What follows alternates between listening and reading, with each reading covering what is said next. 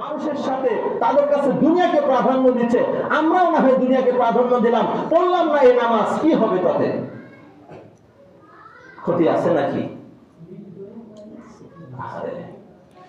আল্লাহ তাআলা বলতেছেন, হে বান্দা, কোরআনুল কারীমের আয়াত, তুমি সেজদা দাও আর আমার নিকটবর্তী হও। সুবহানাল্লাহ বলবেন।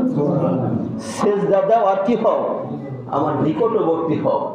আল্লাহ রাসূল সাল্লাল্লাহু আলাইহি সাল্লাম বলতেছেন, সেজদা দিলে তো আল্লাহর নিকটবর্তী হবা, সুতরাং তোমার দুঃখ সুখ যা কিছু আছে সেজদায় করে দাও, সেজদায় করে আল্লাহর কাছে চাও, আল্লাহর নিকটবর্তী হয়ে যদি আল্লাহর কাছে চাও, যে আল্লাহ তোমাকে সৃষ্টি করছে, যে আল্লাহ তোমাকে এই 16 বছর 20 বছর 30 বছর 40 বছর খাওয়াইতে পারতেছে, সেই আল্লাহ কি তোমাকে বিপদ থেকে রক্ষা করতে পারবে না?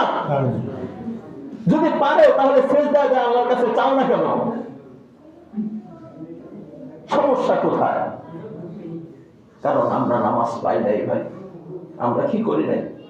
নামাজ পাই নাই। রজব মাসকে আমরা মেরাজের মাস বলি। রজব মাসকে কি বলি আমরা? মেরাজের মাস বলি। এই মাসে মহানবী সাল্লাল্লাহু আলাইহি ওয়াসাল্লাম মেরাজ করছেন। মেরাজ করে যায় কি করছেন?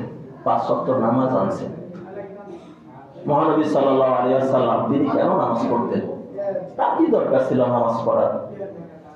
হযরত আয়েশা রাদিয়াল্লাহু আনহা তিনিও কৌতূহল বশত জিজ্ঞাসা করছিলেন, ইয়া রাসূলুল্লাহ, আল্লাহ তাআলা তো ঘোষণা দিয়েছেন আপনার পূর্বের গুনাহ পরের গুনাহ সব গুনাহ মাফ, আপনি পৃথিবীর ভিতর শ্রেষ্ঠ মানব, তাহলে তারপরেও কেন এত কান্নাকাটি করেন? কেন এত নামাজ পড়েন? কোরআন তেলাওয়াত করে পাকে ফুলায় ফেলান, কেন সিজদায় যায় কপালে দাগ ফেলায় ফেলান? আপনার তো এগুলোর প্রয়োজন নাই।